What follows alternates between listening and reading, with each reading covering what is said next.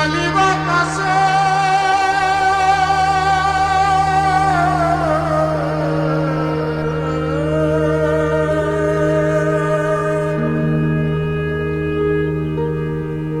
বললেন, কেমন আছিস শিমু?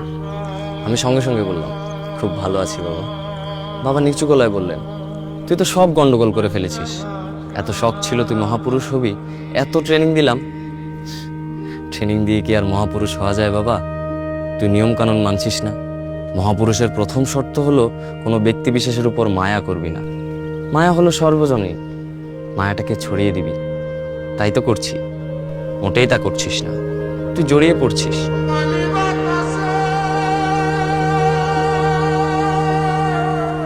ছোটবেলায় আমি দেখতাম যে বাবা একদম ভোরবেলা সকাল থেকে উঠতেন আর লিখতে বসতেন।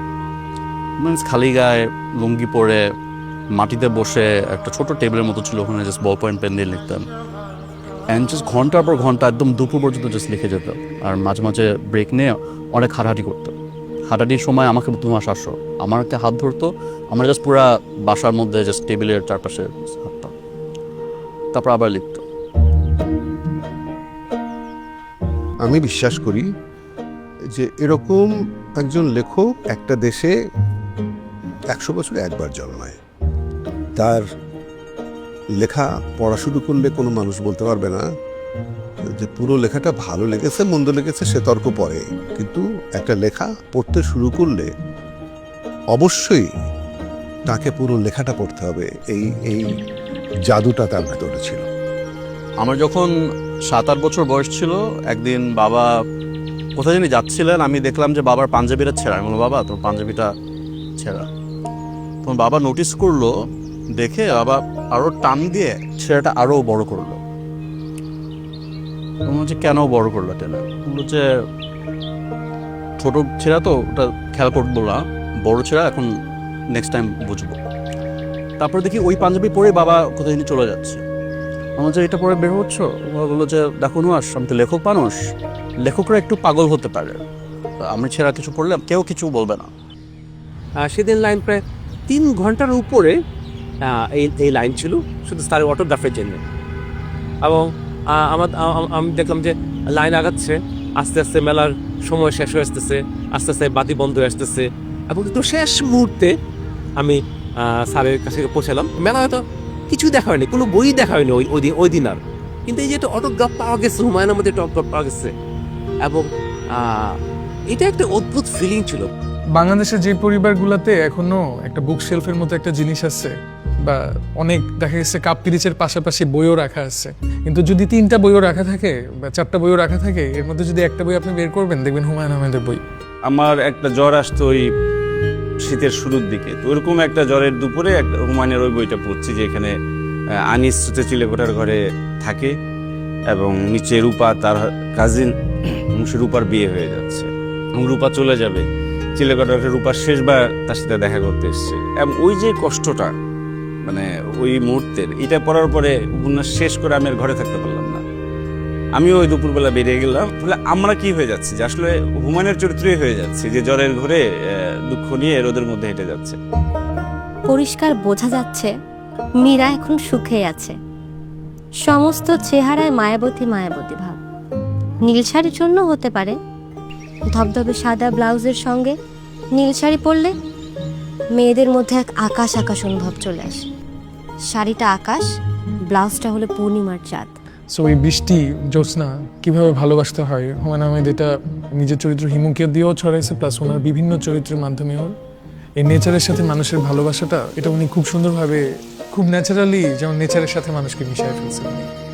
হুমায়ুন আহমেদের নাটকে একটা বিশেষত্ব হচ্ছে কি, অন্য নাটকগুলোতে যেমন সবাই হয়তো সংলাপ হুবহু মুখস্থ করতে না পারলেও ওই ভাবটা বজায় রেখে অভিনয় করতে পারতো, কিন্তু হুমায়ুন আহমেদের সংলাপ সম্পর্কে যারা তার নাটক দেখেন ভালো করেই জানেন যে সংলাপটা এতই বৈশিষ্ট্যময় যে বদলে নতুন কিছু বললে আর ওই আবেদনটা থাকবার কথা নয়। সুতরাং সবাই সংলাপগুলো বেশ মুখস্থ করে নিতে হতোই নাটকটার আবেদন ঠিক রাখবার জন্য।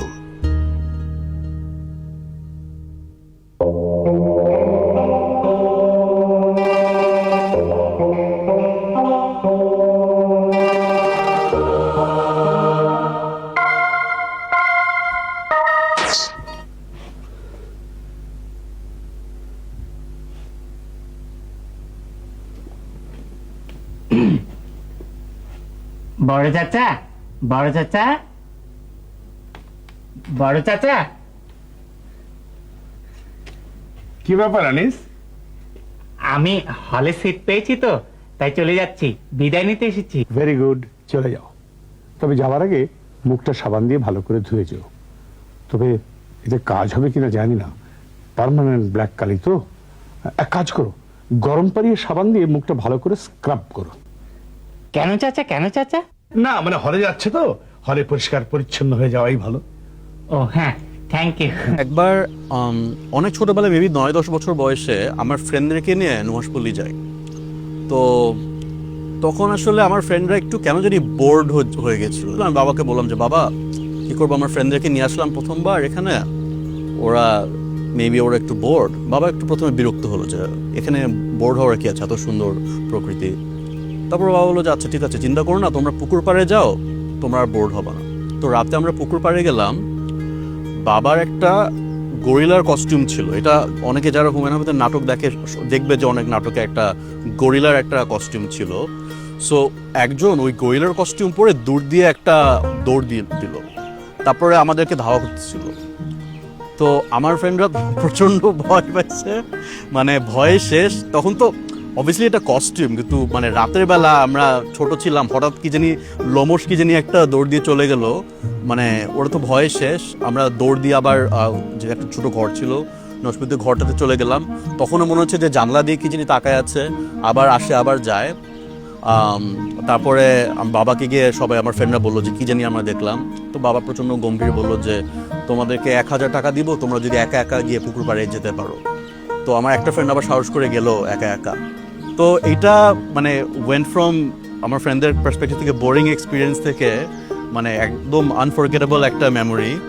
ওই সময় যেটা ছিল যে হুমায়ুন আহমেদ সম্পর্কে জানার, মানে তার লেখার বাইরেও তার পার্সোনাল লাইফ সম্পর্কে জানার একটা তীব্র আকাঙ্ক্ষা কাজ করত। কোনো একটা ম্যাগাজিনে হুমায়ুন আহমেদের একটা সুন্দর ছবি দিয়েছিল তারা একটা একটু ভালো পেয়েছে, এবং সেটা আমি কেটে একসময় যে ছবি বাধাই করে তাদের কাছে যাই, তাদের কাছে বলি যেটা আমাকে তুমি বাইন্ডিং করে দাও, হ্যাঁ, এবং সেটা আমি আমার ঘরের দেয়ালে ঝুলিয়ে রাখতাম।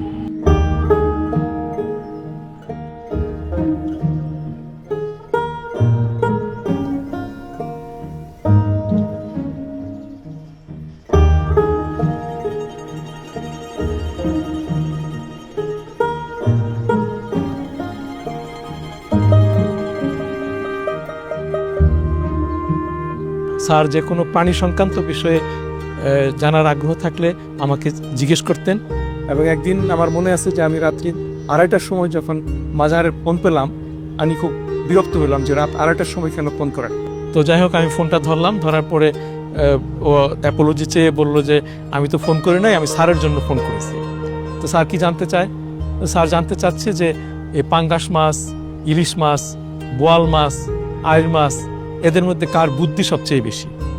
তো এই ধরনের অদ্ভুত প্রশ্ন আমি এতটা প্রাণীবিদ্যা পড়ার পরেও কখনো নিজেকেও করি নাই, অন্য কোনো সহকর্মীকে বা পার্টিকেও করতে দেখি নাই। পরম শ্রদ্ধেয় স্যার, আমার সালাম জানবেন। আমি 73 ব্যাচের ছাত্র। আপনি আমাদের ফার্মাকোলজি পড়াতেন। আপনার বিষয়ে আমি সর্বোচ্চ নাম্বার পেয়েছিলাম। সেই উপলক্ষে আপনি আপনার বাসায় আমাকে চায়ের দাওয়াত করেছিলেন। আশা করি আপনার মনে পড়েছে। যাই হোক, আমি মকবুল সাহেবকে আপনার কাছে পাঠাচ্ছি। মকবুল এই অঞ্চলের একজন অত্যন্ত ধনবান ব্যক্তি। সে বছর 4 ধরে অদ্ভুত এক ব্যাধিতে ভুগছে। এরপরে কেউ অনুমানও করতে পারবে না যে উনি কি লিখতে পারেন। একে ব্যাধি বলা যাবে না, কিন্তু অন্য কোনো নামও আমি পাচ্ছি না। ব্যাপারটা হচ্ছে তাকে সবসময় পিঁপড়ায় কামড়ায়। এরকম ভাবা যে কোনো মানুষের পক্ষে অসম্ভব, কিন্তু অবলীলায় তিনি অসম্ভবকে সম্ভব করতে পেরেছিলেন। বুঝতে পারছি বিষয়টা আপনার কাছে খুবই হাস্যকর মনে হচ্ছে। শুরুতে আমার কাছেও মনে হয়েছিল, আমি ভেবেছিলাম এটা এক ধরনের মানসিক ব্যাধি। বর্তমানে আমার সেই ধারণা পুরোপুরি ভেঙে গেছে। আমি নিজে লক্ষ্য করেছি, মকবুল সাহেব কোথাও বসলেই সারি বেঁধে পিঁপড়া তার কাছে আসতে থাকে। পীর ফকির, তাবিজ, ঝাড়ফুঁক জাতীয় আধিভৌতিক চিকিৎসা সবই করানো হয়েছে, কোনো লাভ হয়নি। গল্পটার নাম হলো খাদক। এবং সেই গল্পটা হলো ময়মনসিংহ অঞ্চলের একটা একটা মানুষকে নিয়ে, যার কাজ হচ্ছে বিয়ে বাড়িতে গিয়ে বেশি বেশি করে খাওয়া, যাতে কোনে পক্ষকে লজ্জায় ফেলা যায়, যাতে খাবারে শর্ট পড়ে। যে খাচ্ছে খাদক, সে খাচ্ছে আর ভাবছে, কারণ সে একসময় আর খেতে পারছিল না। আমাদের শরীরে তো একটা লিমিট আছে, মানুষ যাচ্ছে, দর্শক তাকিয়ে আছে, অন্যরা উৎসাহ দিচ্ছে, এদিকে ওর যে পুরস্কার সেটার পরিমাণটা বাড়ছে, ও খাচ্ছে আর ভাবছে। এমন একটা সময়ের কথা, এমন একটা রাতের কথা, যেটা খুব সম্ভবত শীতের বা বর্ষার রাত, যখন বিয়ে হয় না বা খাবারও সেরকম পাওয়া যায় না, খাবারের খুব সংকট হয় ওই সময়টাতে। তো এমন একটা রাতের কথা ভাবছে, ওর ছেলে মেয়ের কথা ভাবছে। ঘাটের উপরে ওর একটা সন্তান অসুস্থ, আর বাইরে এরকম বৈরী আবহাওয়া, বাসায় কোনো খাবার নেই। সেই সময়টার কথা, সেই যে ক্ষুধার্ত, সে নিজে ক্ষুধার্ত, তার সন্তানটা ক্ষুধার্ত, তার স্ত্রী ক্ষুধার্ত, সেই সময়টার কথা সে ভাবছে আর খাচ্ছে। আমি মানে এই গল্পটা আমি ইভেন যখন মনে করি, যে এখন যখন বলছি, মানে আমি কেন জানি সেই জিনিসটা ফিল করতে পারি। এমন ভালো ছোট গল্প যিনি লিখতে পারে, তার আসলে আর কোনো কিছু না লিখলেও হয়। আমার প্রথম প্রেমের প্রথম উপহারটাও কিন্তু ছিল হুমায়ুনের একটা বই, যেটার নাম ছিল তোমাকে। আমার মনে আছে আমি বইটা কিনে রিকশায় করে আসছি, এবং আমাদের ওখানে যে পিটি স্কুলের মোড়, ওইটা পার হচ্ছি, এবং ওই স্মৃতি এখনো ভাসে, যে আমি হাতে, ওই দিনটা বোধহয় মেঘলা ছিল, হাতে ওই তোমাকে বইটা বারবার দেখছি, আবার যাচ্ছি।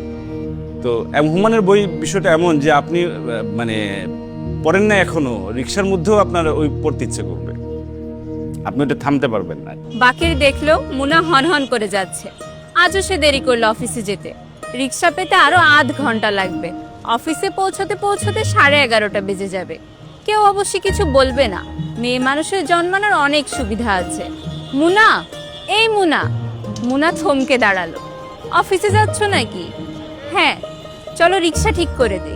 রিক্সা আমি নিজেই ঠিক করতে পারবো। বোঝা যায় যে গলিতে বসে চাবি ঘুরায়, মানে দেখলে কি মনে হয় আমরা সবাই মানে উত্তক্ত করবে। সে কিন্তু একজন মানুষকেই ভালোবাসতো, এবং যারে ভালোবাসতো, যে মোনা কিন্তু মানে বাকির ভাইয়ের সাথে দেখা করতে গেছিল। আপনি এবার যখন এখান থেকে বেরিয়ে যাবেন,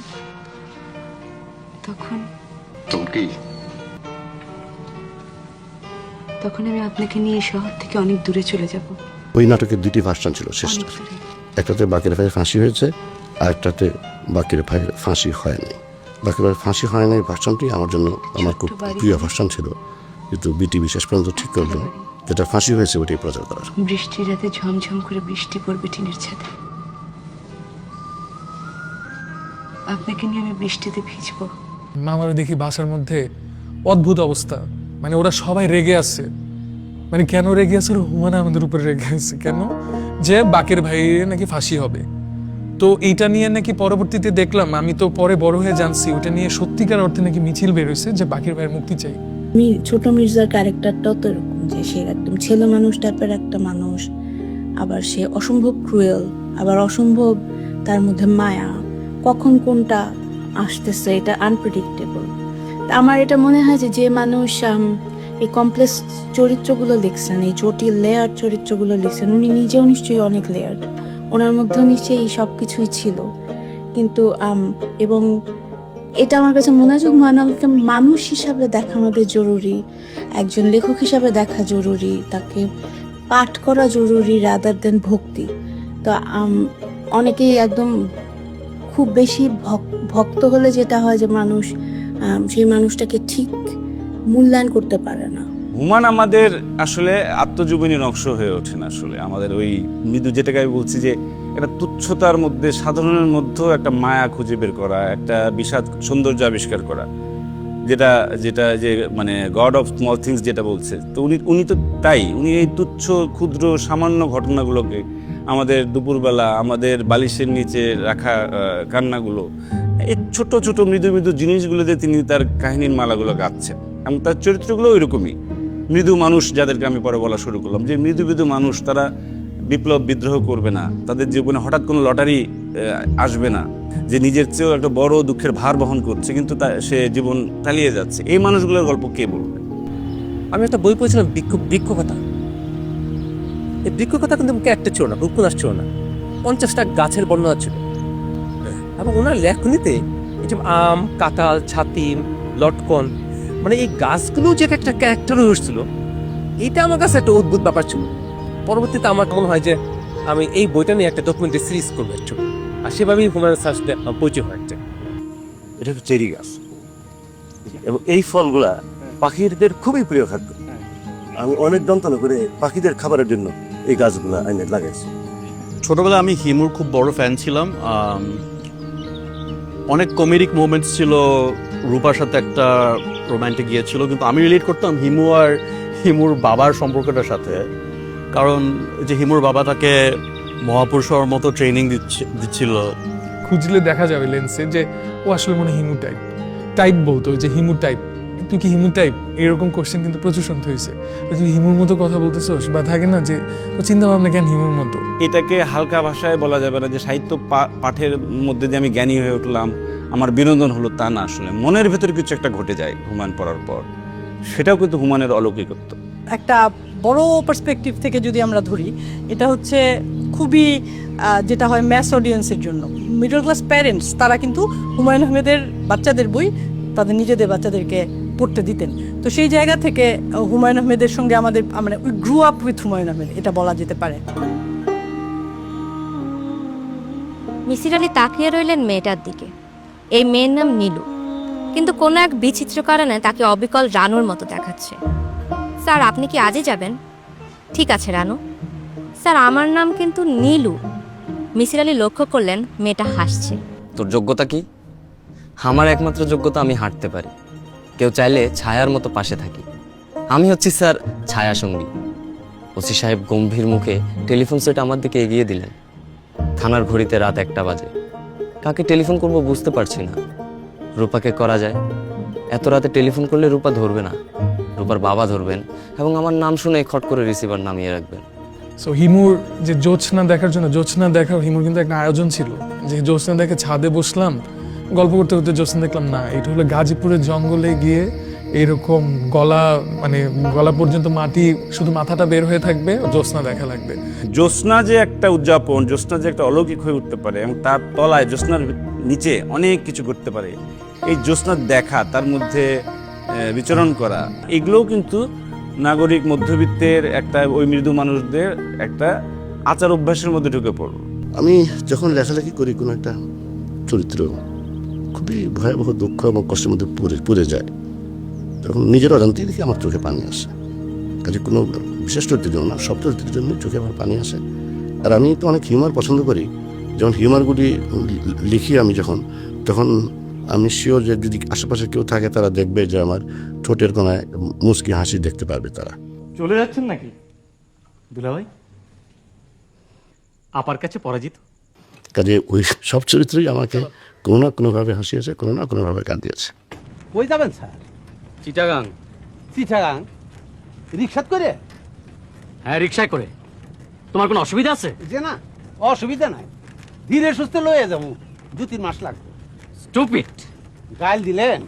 না, তোমাকে গাল দেইনি, নিজেকে দিয়েছি। আমি হচ্ছি স্টুপিড নাম্বার 1। পরিবারের সাথে ঝগড়া হয়েছে? ইয়েস। ভাই সাহেব, এই একটা জায়গাত গরিব ধনী সমান, পরিবারের লগে ঝগড়া আমার জিন্দগিটা বরবাদ করে ফেলছে। আজ ঠিক করছি রিক্সা হচ্ছে ট্রাকের সামনে পড়ে যাবো, তারপর যা আবার হইব। এই আস্তে, আস্তে চালা।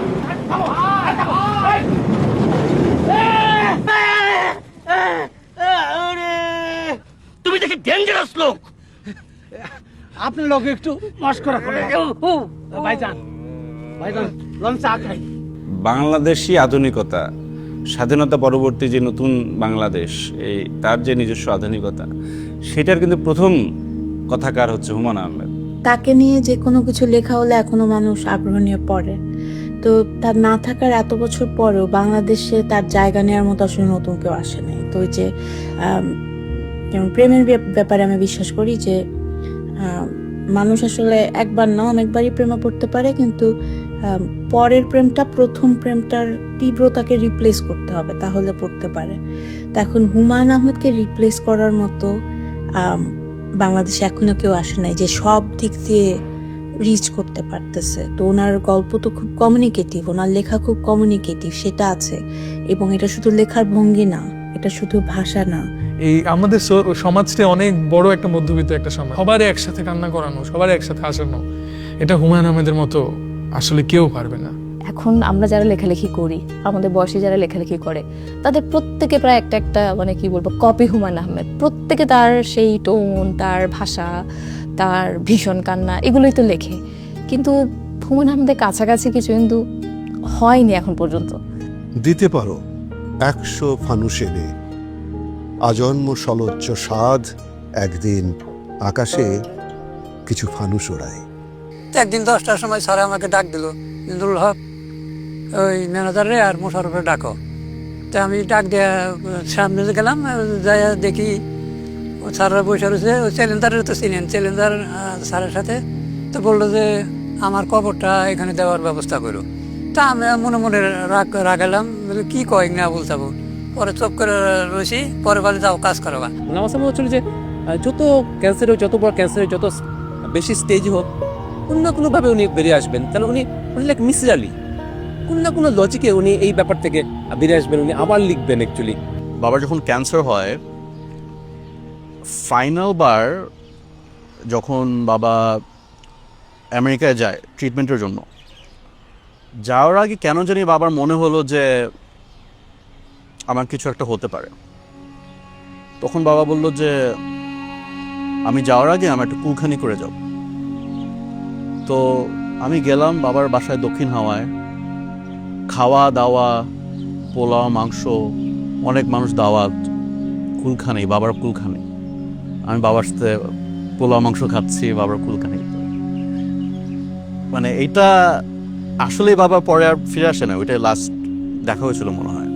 অবশ্যই পরে কথা হয়েছিল, বাট মানে খুবই কষ্টের, কিন্তু কি বিউটিফুল একটা মানে মেমোরি যে আমি বলতে পারবো কাউকে যে আমার বাবার সাথে আমি বাবার কুলখানিতে খেয়েছি।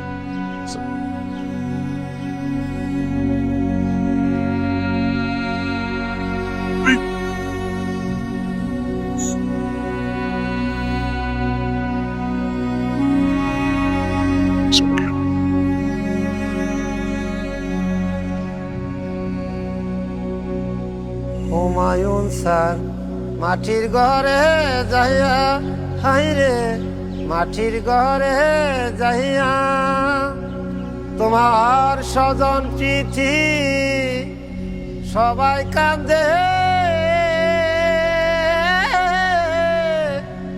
আত্মহারা হইয়া রে, কি গো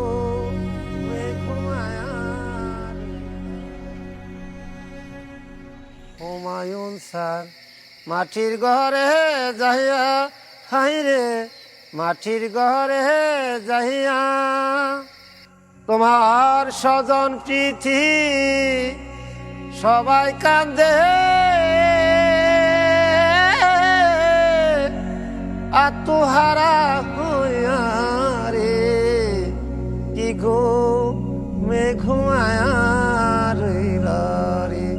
হুমায়ুন স্যার লিচু তলা যাইয়া, হাই রে লিচু তলা যাইয়া, হোয়াইট হাউস বৃষ্টি বিলাস, বুঝি বিলাস রয়েছে পরিয়া, হাই রে রয়েছে পরিয়া, তোমার নীলাপথি দিঘি কান্দে, তোমারও লাগিয়া রে, কি ঘুমায়া রে।